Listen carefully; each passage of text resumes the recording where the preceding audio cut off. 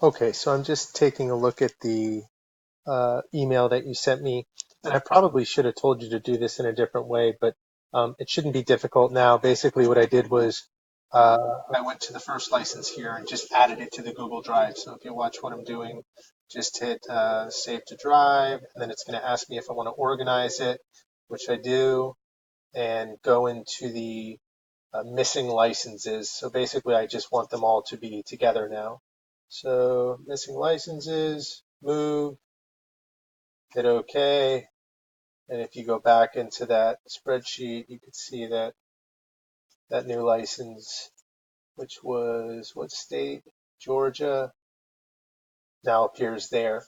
So if you could just do the rest of these, I did Alaska and Georgia, but if you could just go into that same email you sent me and just take all those licenses and drop them right into this folder into the Google Drive.